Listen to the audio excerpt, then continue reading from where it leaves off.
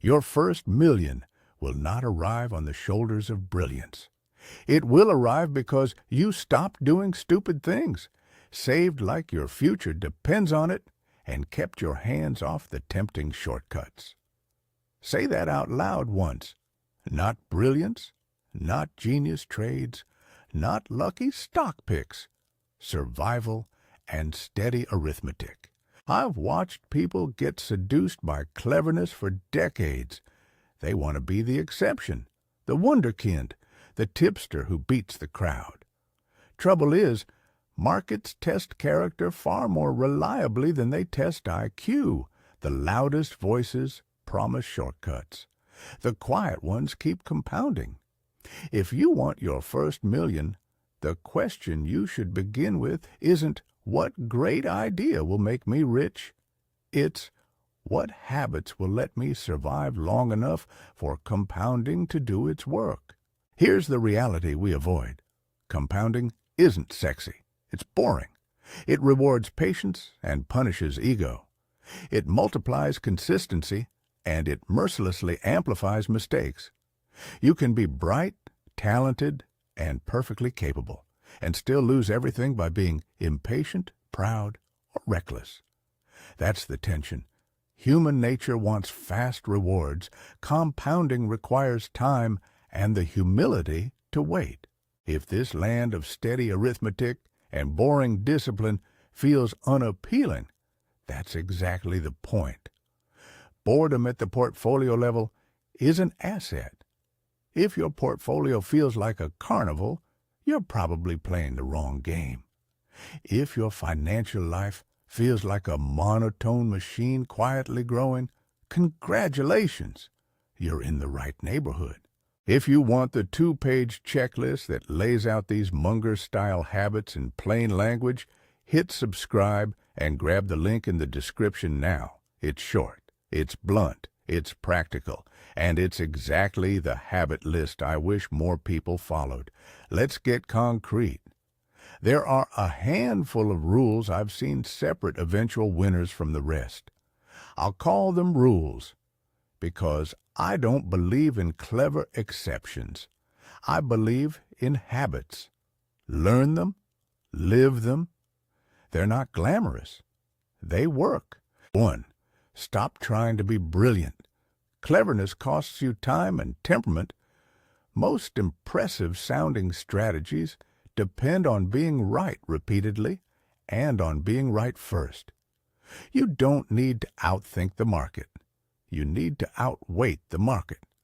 The player who tries to outsmart the market is often the player who ends up paying a permanent tax in fees, impulse trades, and wasted opportunity. 2. Save until it hurts. Wealth begins with no sexy arithmetic. You put aside a significant portion of what you earn, and you do it habitually. Saving aggressively isn't glamorous, but it's the engine of compounding. The more you save early, the less you have to rely on perfect investment timing later. 3. Avoid obvious stupidity. This is the single rule that underpins every other sound choice. Obvious stupidity looks like high-interest debt, margin accounts with reckless leverage, day trading, chasing the next hot trend, or buying a story without checking the math. If you eliminate clear, avoidable errors, compounding can actually work its magic. If you compound mistakes, you accelerate your path to ruin. 4. Build a margin for error. Life is messy. Markets are noisy. Your plan should be robust to mistakes and randomness. That means a buffer of savings, conservative assumptions, and diversification that protects you against single points of failure. Margin for error is an insurance policy for your compounding engine. 5. Invert. Ask what will make you fail. This is the practical mental tool that separates the thoughtful from the fatalistic. Instead of asking, how can I make a fortune quickly? Ask, what behaviors will make sure I never see my first million? Then avoid those behaviors. 6. Treat boredom as success. If your strategy doesn't occasionally put you to sleep, it's probably too aggressive. Quiet returns accumulated over decades beat headline-grabbing fireworks. If you watch your portfolio daily and panic at every blip, your temperament is working against you. Limit the checking, automate the saving, build your life around steady motion, not constant drama.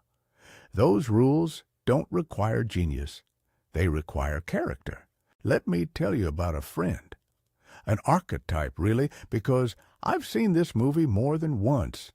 He was sharp, charismatic, and convinced that the next trade would be his.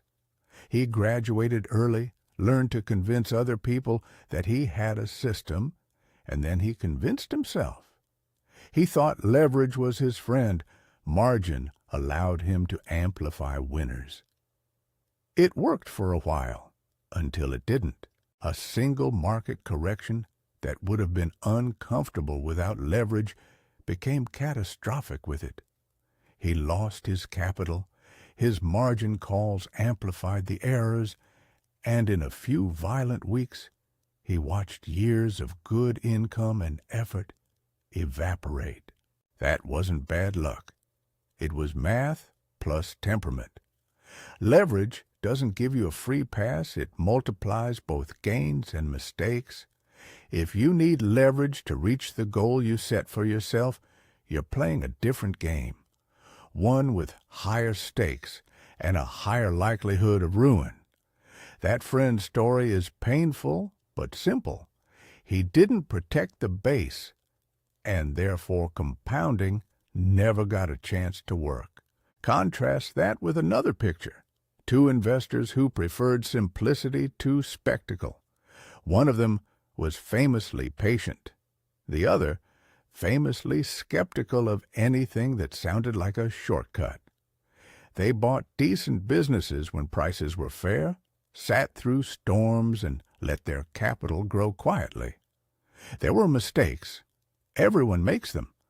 But they sized them small, kept plenty of margin, and kept reinvesting. Over decades, the arithmetic did the work, not because they were brilliant, but because they survived and because they let long-term returns compound. The point isn't to idolize them. The point is to emulate the behaviors that made their results possible. Humility, patience, and a refusal to compound mistakes. Let me give you an arithmetic reality check. Simple, blunt, and illustrative. This is not a promise, it's a math exercise. Assume you save $10,000 a year. You do that consistently for 30 years. Assume a hypothetical average annual return of 10%. Remember, that's an illustrative number, not a guarantee. If you save $10,000 each year and it compounds at 10% annually for 30 years, you end up with roughly $2 million. $2 million. Not because you found a brilliant hack, but because regular savings plus compounding over time builds surprisingly large outcomes. Change the assumptions and the picture changes. Save half that amount, or earn a lower average return, or take on a catastrophic loss along the way, and your final number shifts dramatically. That's why margin of safety matters. A $2 million outcome in this illustration relies on consistent saving, reasonable returns, and surviving setbacks. Remove any of those elements, especially the survive setbacks part, and the math gets ugly fast.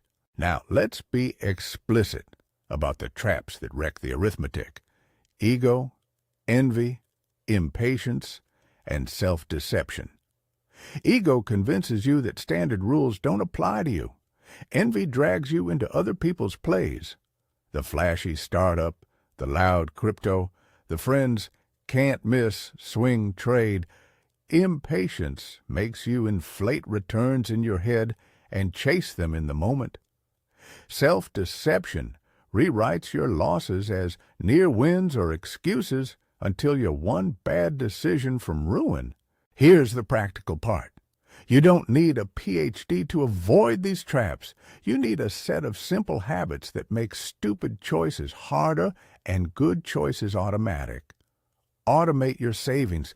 If your money doesn't leave your paycheck, and enter investments or savings accounts without you having to decide moment to moment, you won't negotiate with tomorrow.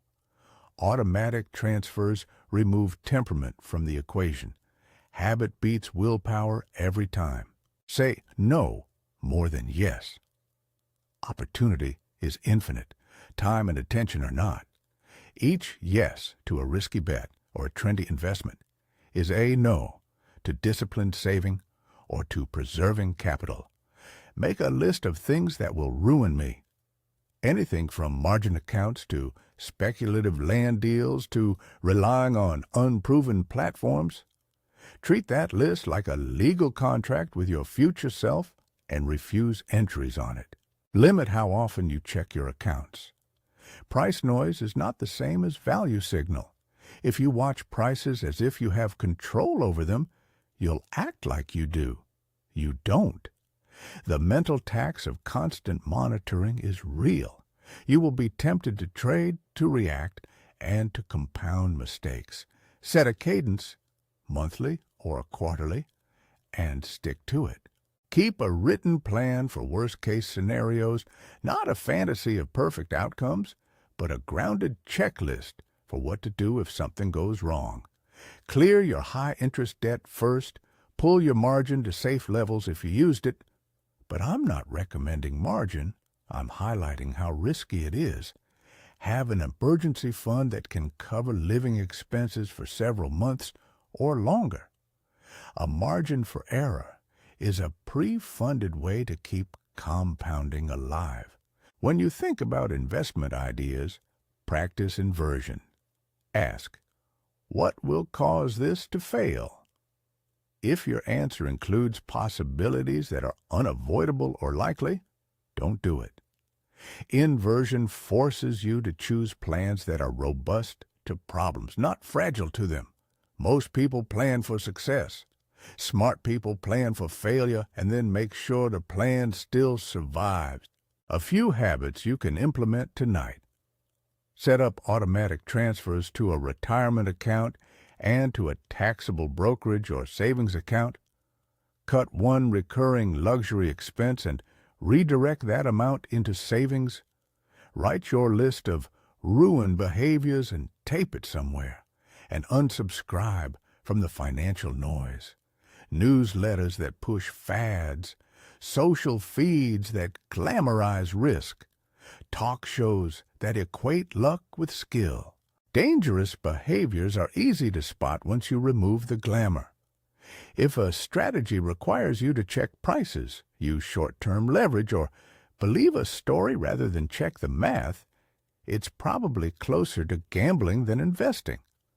Avoiding that is not about fear. It's about prudence. The person who refuses the quick thrill keeps their capital intact. The person who chases thrills compounds regret. Let's be clear about what compounding rewards. It rewards time, contributions, and the preservation of capital. The longer you allow gains to grow undisturbed, the more powerful compounding becomes. Two elements are critical: regular contributions and surviving long enough for the returns to accumulate. That's where temperament shows up. You can be smart on paper and still lose your edge if you don't control impulses. That's the behavioral math of wealth building. You might ask, okay, but what about diversification? Practical diversification is not an excuse to own a dozen speculative tickets. It's a defensive posture. Don't put too much faith in any single bet. Robustness matters. Diversify across different reasonable bets so that one failure doesn't stop your compounding machine. That doesn't mean owning every hot idea. It means owning enough difference makers to survive idiosyncratic shocks. A short example on robustness. Imagine you have a portfolio where 30% is a highly speculative bet and 70% is steady, diversified holdings that compound over time. If the speculative bet blows up, you lose 30%, and then you have to earn more to get back to where you were. And during that recovery, you're not compounding as efficiently. Now imagine instead you trim that speculative bet to a much smaller slice, 5%, and hold the rest in durable compounds. Your chance of surviving the shock and continuing to compound is much higher. That's the logic of margin for error applied to allocations. Let's circle back to temperament, because that's where a lot of people fail. Temperament is not innate luck. It is trained. It is the product of deliberate habits and constraints you place on your decisions. You can train patience by forcing commitments that are hard to reverse. Long-term retirement accounts with penalties for early withdrawal, automatic savings plans, and decision rules that require you to sleep on investment choices over a set period. You also train it by recognizing the human instincts that fool you. Envy, the need for immediate validation, the fear of missing out, and by developing rituals that weaken those instincts. One ritual I recommend often is a no-deal waiting rule. If an opportunity smells urgent or is pitched as act now, give it a set cooling-off period. If something is truly valuable and time-sensitive in a way that matters, you'll still have access after the cooling-off period. Most of those act now offers are sales tactics, not genuine scarcity. Another ritual is a quarterly portfolio review that's not just about price, but about position size, concentration, and whether your holdings still meet the original criteria that made them acceptable. If you stop doing reviews, you drift into passive exposure to risk. If you do them mechanically, you maintain discipline. Now, a short behavioral diagnosis you can do for yourself. Ask 4 quick questions about any financial move. 1. Does this increase my chance of emotional decisions? If yes, walk away. 2. Does this require leverage or dependence on timing? If yes, reduce your exposure. 3. Have I checked the worst-case scenario, and can I live through it without ruin? If no, stop. 4. Is this based mostly on social proof, other people's excitement, rather than on clear arithmetic? If yes, be skeptical. If you answer no to those checks, you're probably safe to proceed. If you answer yes to any, treat the idea like a gamble and size it accordingly, or avoid it entirely. Let me put this in a form that annoys the clever. Finances are a boring exercise in risk control and habit management, wrapped in a very public theater of supposed intelligence. The less theater you need, the better your odds. We also need to talk about lifestyle creep, which is the silent compounding tax on ambition. As your income rises, expenses tend to march upward with it. New cars, bigger apartments, more vacations, they all erode your savings rate. If you want compounding on your side, the easiest lever is to control what you spend. Live below your means until you can demonstrate with hard numbers that you're comfortably secure. Then, if you choose to upgrade your lifestyle, do it slowly and only after you've secured the compounding foundation beneath you. A practical approach. Treat a significant portion of any income increase as savings for at least a year.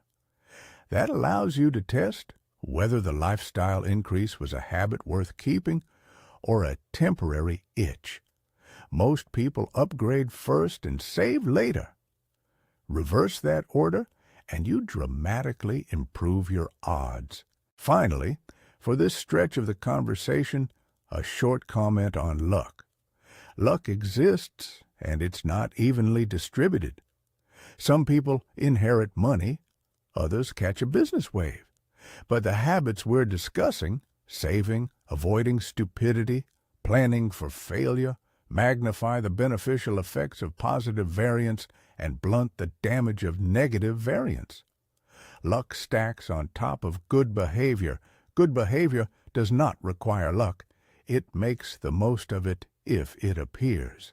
So far, we've defined principles, shown mistakes that compound into ruin, illustrated steady approaches that compound into wealth, and sketched out everyday rituals that train temperament. We've covered arithmetic to show how consistent saving plus reasonable returns can create large outcomes over time, always with the caveat that this is an illustration, not a guarantee. There's one final idea I want to plant before we shift gears, and it's the hinge that separates theoretical thinking from actual practice. You must build a personal playbook. A playbook is a tight, boring document that lists your rules, your allocation bands, your ruin items, and the steps you'll take when markets misbehave. Write it down. It should be short enough to remember, but specific enough to enforce boundaries. The playbook removes ad hoc decision-making when emotions run high. It's the difference between reacting and executing. A simple playbook might include automatic saving rates by pay period, a maximum percentage for speculative bets, an emergency fund target, a rule to never use leverage, a list of ruin behaviors to refuse, and a quarterly review checklist. Keep it visible. Update it only when you have clear evidence, not because you read something persuasive online. At this point, you might be thinking, this is all sensible, but how do you actually keep faith in a slow strategy when everyone else is shouting about the next big win? That's the psychological challenge. You solve it by reframing success. Measure progress by consistent actions, savings rate, months of emergency fund saved, weeks of disciplined routine, not by the price of the latest hot asset. If your metrics are behavioral, you control them. If your metrics are price-based, the market controls you. Here's where we pause and pay attention. Knowing these principles is necessary, but not sufficient. The hardest part is the daily enforcement of them. The market will always offer you a plausible story to violate your playbook. The test is whether you keep the playbook when the world gets noisy. That's the story about my friend who lost everything and the other two patient investors who let arithmetic do its work. One gambled on cleverness and let leverage compound losses. The others accepted boredom, built buffers, and protected their ability to compound.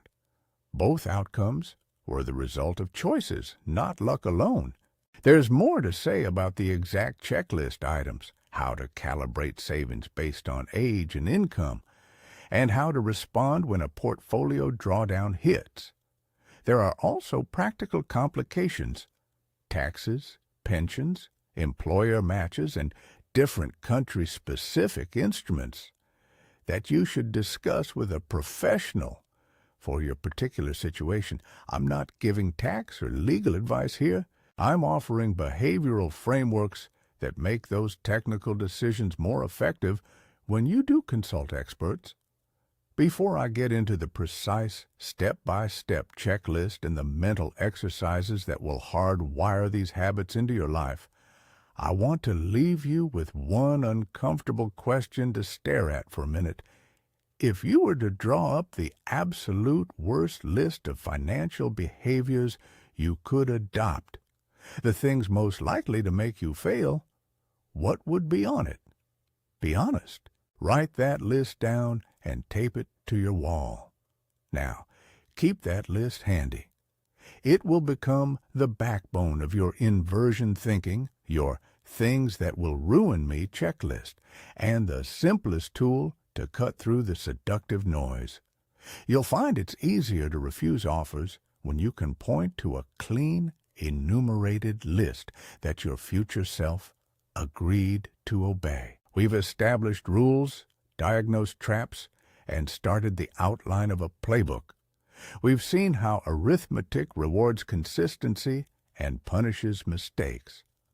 I've given you the early tools, automation, cooling off periods, margin of safety, and a small set of diagnostic questions. We've set the table. What comes next is the part where you translate these habits into a concrete plan tailored to your life and your income trajectory. It's where the checklist becomes a calendar, and the checklist items turn into rituals that survive boredom. It's where you decide to protect your future by making a few uncomfortable choices today. That's where the real work begins. Good. The work begins with the playbook, and here's how you turn the ideas you now agree with into a living, breathing system that survives boredom, markets, and your future self's temptations. Start by writing the playbook tonight, not tomorrow. Tonight. It should be short, 1 page if you can, because long playbooks get ignored. Put down the non-negotiables first. These are the rules you will not break, even when you feel clever or frightened. A basic, effective playbook includes 1. Your automatic saving rate by paycheck. Make this a number, not a feeling. If you can, set a percentage of income to move out of checking the moment you're paid. Automation is the single most powerful enforcement mechanism. If you want a simple target, early in your career, aim to save at least 20% of take-home pay. If that's impossible, start at 10% and increase by 1 to 2 percentage points every time you get a raise. If you're in your 30s and behind, bump toward 25-30% if you can. In your 40s and beyond, prioritize catching up but forgive the math. Incremental improvement matters. These are behavioral anchors, not iron laws. Adjust based on your life, but don't let vagueness rule. 2. Your emergency buffer target. Spell out how many months of basic living expenses you will hold in liquid form. For most people, 6 months is a reasonable starting point. If your employment is volatile, stretch that to 12. This is not an investment. It's your margin for error. Fund it first before making speculative decisions. 3. Your maximum speculative allocation. Decide what share of your investable assets you will allow for high-risk bets. For most people, keep it small, single-digit percentages that won't destroy your ability to compound if they go to 0. This is about survival.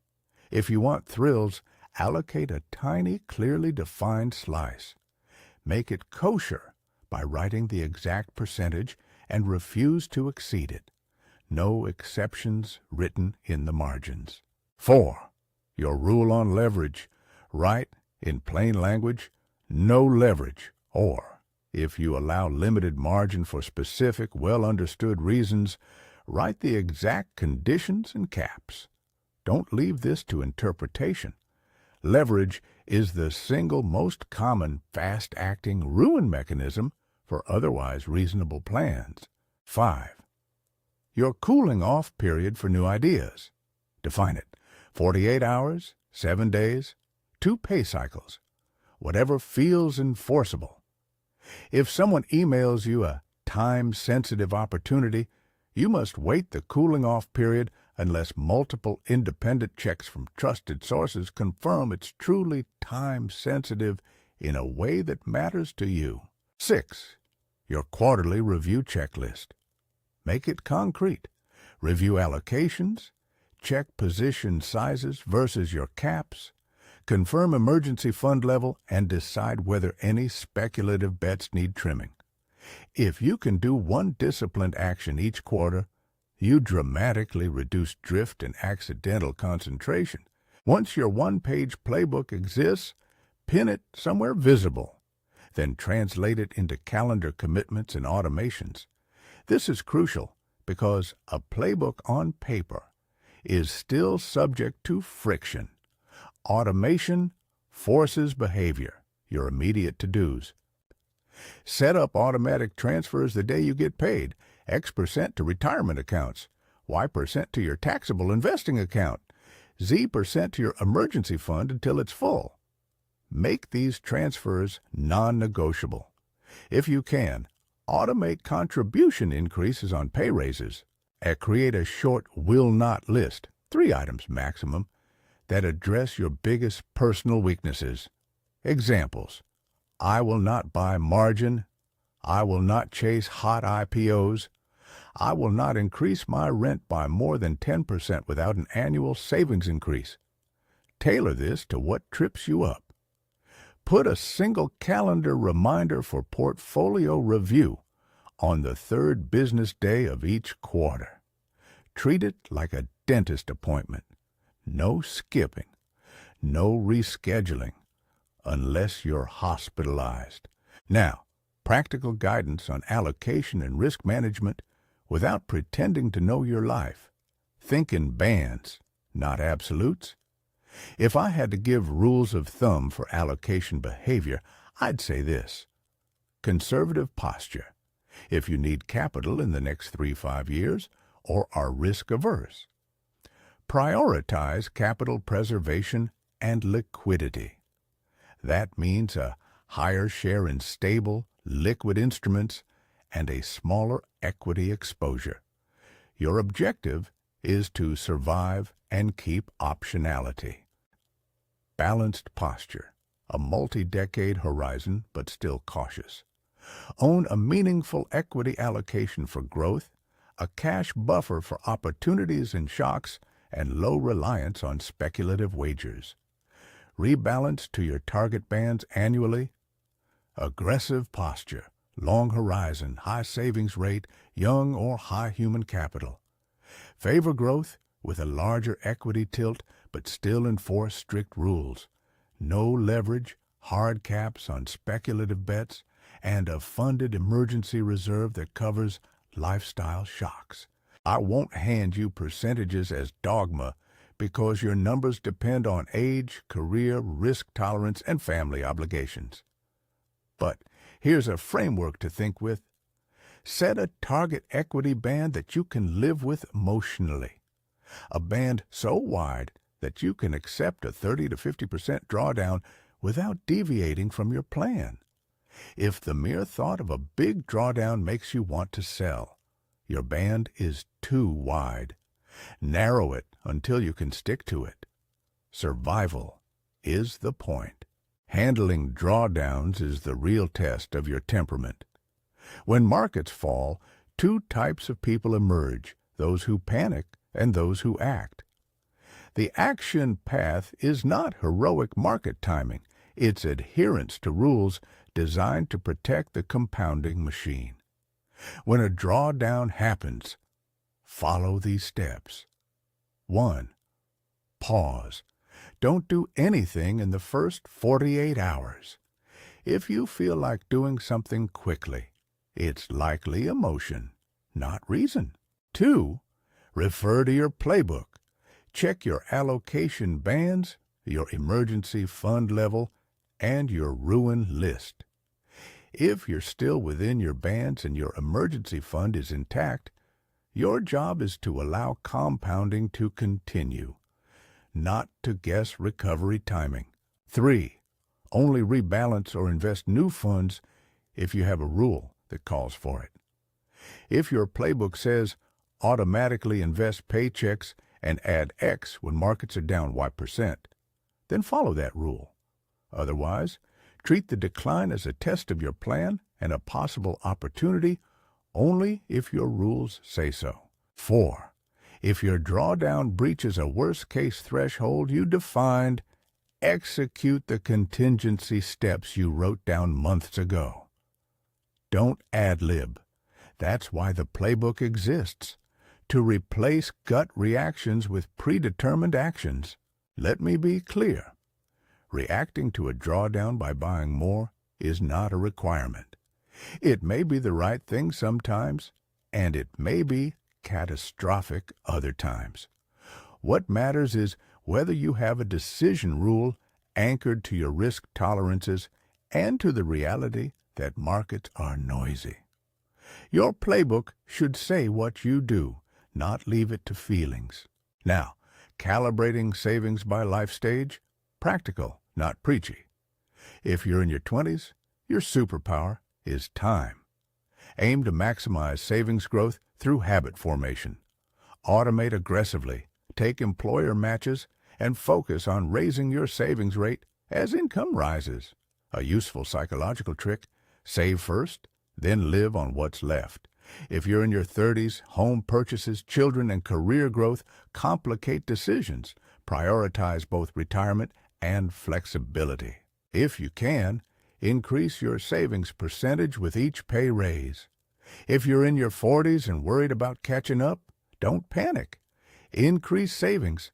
Consider deferred compensation vehicles your employer may offer, and cut discretionary costs sharply for a defined period. If you're approaching retirement, shift emphasis toward preservation and documented withdrawal plans. Preserve what compounding gave you. There's a behavioral arithmetic you can use for lifestyle upgrades. For any increase in annual income, automatically allocate at least half of it to savings for 1 year. Live as you did before the raise for a year. If you still feel the upgrade is essential, after a year of living on the old baseline, you can increase lifestyle spending. This simple rule prevents lifestyle creep and keeps compounding working. Next, how to size speculative bets without lying to yourself. First, acknowledge motive. If the motive is excitement, fame, or ego, treat it as entertainment and size it as such. Tiny. If the motive is legitimate diversification or asymmetric opportunity, still size it small until you can demonstrate disciplined rules that protect capital. A practical sizing rule: never allocate more than 5% of total investable assets to ideas you cannot clearly explain in plain arithmetic. If you can't write a one-paragraph explanation of how something could plausibly succeed and what the downside looks like, it shouldn't be more than a very small slice of your portfolio. That keeps mistakes survivable and preserves compounding. Now let's get tactical about habits and rituals that hardwire the right temperament. Rituals are the gears that translate intention into action. Ritual 1. The monthly no-news account check. Once a month on a fixed date, look only at balances and the basics. No reading headlines, no message board fever. The goal is to observe, not to trade. Ritual 2. The no deal, cooling off period. If an investment opportunity arrives with pressure, require a waiting period. Very often, pressure dissolves under time, and you see the salesmanship for what it is. Ritual 3. A shift and save rule for windfalls. If you get a bonus, inherit money, or receive an unconventional windfall, split it 50% to savings, target investment, 30% to debt reduction or margin for error, 20% discretionary. This prevents windfall-led lifestyle inflation. Ritual 4. The quarterly journal entry. Spend 15 minutes each quarter answering 3 questions. 1. Did I follow my playbook? 2. What decision tempted me to deviate and why? 3. What single small change will make me more disciplined next quarter? The answers are where temperament is trained. People often ask for a real-life checklist they can carry. Here is a practical, short checklist you can paste into your phone and run through weekly. Are automatic transfers on? Yes, no. Is emergency fund at target? Yes, no. Have I made any margin leverage moves? Yes, no. Did I spend more than X% on non-essential items this week? Yes, no. Am I within my speculative allocation cap? Yes, no. Have I checked my portfolio more than planned this week? Yes, no. Answering no to any of the first two items is an action item. Answer yes to any of the others, and you must take a remedial step immediately. Stop trading for the week, move money to emergency fund, or reduce speculative exposure. Small, immediate consequences make rules stick. Now, a brief talk on information hygiene. Probably the least sexy but highest leverage discipline you can adopt. Financial noise is engineered to provoke action. Social media, newsletters, and pundits trade on your attention. Your job is to make attention scarce. Remove or mute sources that prompt you to break rules. Replace them with sources that reinforce discipline. Long-form books about behavior, historical accounts, and quiet mentors who emphasize process over price. If you must follow markets, follow them through aggregated, low-sensational feeds or via the monthly check. Remember, boredom with news is a sign of discipline. A mental exercise I assign to every person who asks for help is this inversion drill. Every 6 months, spend half an hour listing the ways you could self-destruct financially. Be exhaustive. Ego bets, margin concentration, over-leverage, speculative real estate, believing a single gut feeling, marrying lifestyle to income too quickly, etc. Then rank them in order of likelihood and severity. For the top 3, write a hard rule that prevents you from doing those things. Post the list where you see it. Repeat the exercise yearly.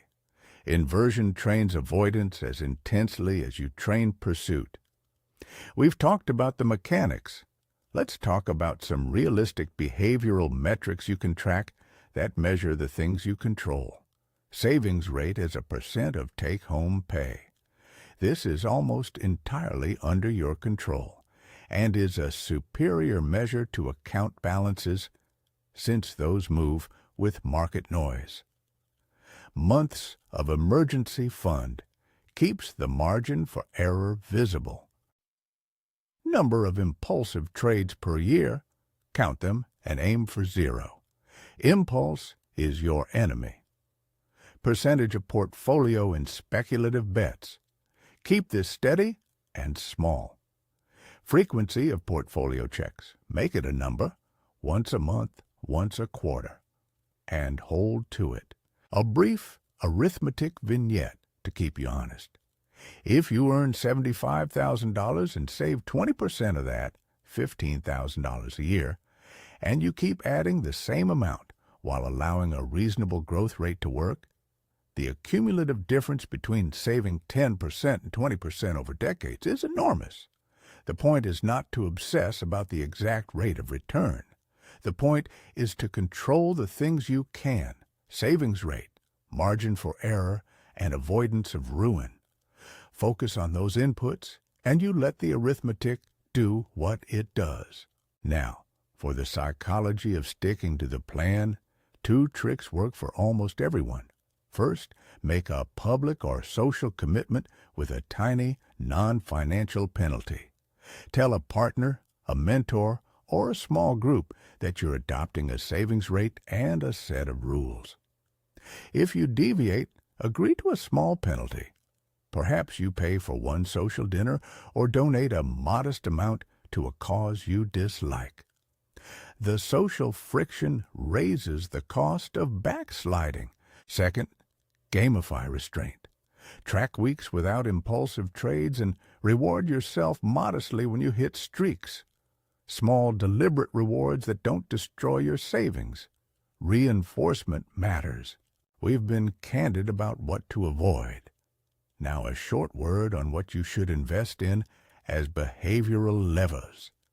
Invest in yourself in ways that increase your human capital and reduce income volatility. Cultivate skills that make you more indispensable. Build networks that lift you and keep health in check so that long productivity horizons remain intact. Maximize employer matches on retirement plans. That's free money and an example of an arithmetic certainty that's easy to exploit.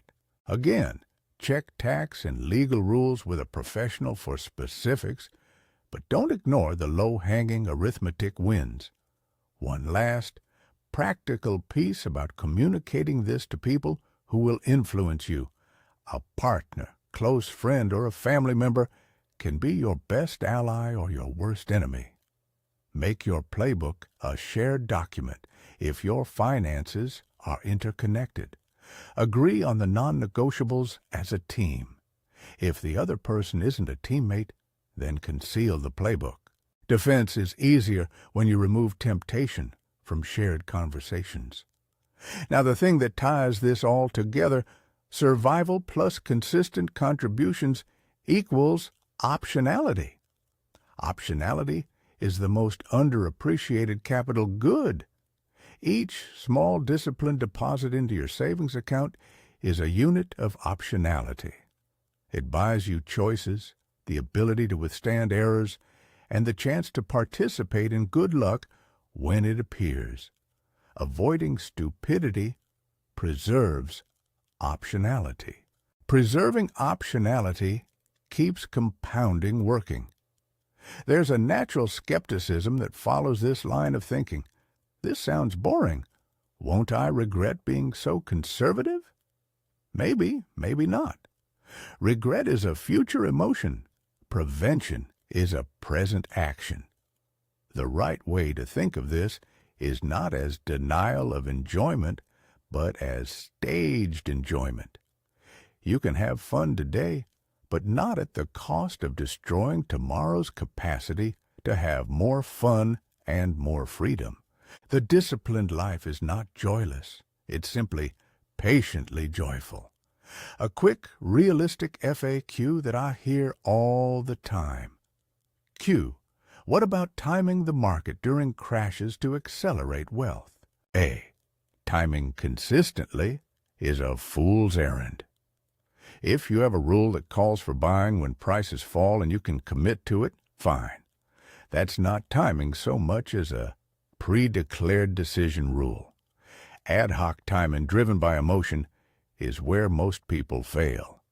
If your buying rule depends on predictive timing rather than mechanical rebalancing or regular contributions, you're adding an unnecessary skill requirement. Q. Should I sell losers quickly? A. Not automatically. Distinguish between a business that has deteriorated fundamentally and therefore may warrant selling, and price declines that are market noise. Your playbook should define the criteria for selling: position size, breach of original thesis, or permanent impairment. Don't use loss aversion as an excuse to hold forever or to chase clever recovery trades. Q. How do I resist social pressure to chase trends? A. Limit exposure to sources that drive FOMO. Keep your no list visible. When asked to join a hot deal, postpone the decision to your cooling off period and require written answers to inversion questions. If the social pressure is immense, step back and ask what you stand to lose. Social approval is often a poor hedge. Q. How often should I rebalance? A. Stick to a rule annually or when allocations drift by a fixed percentage threshold. Don't rebalance because you're restless.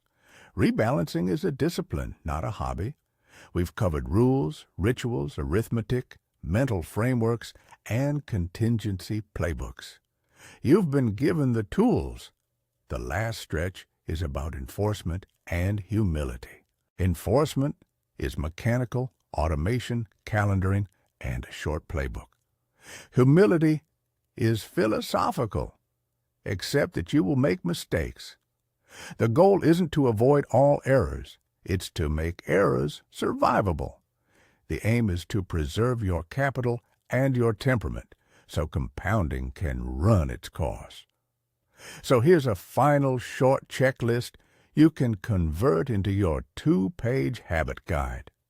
It's not rhetorical. It's executable. Automate.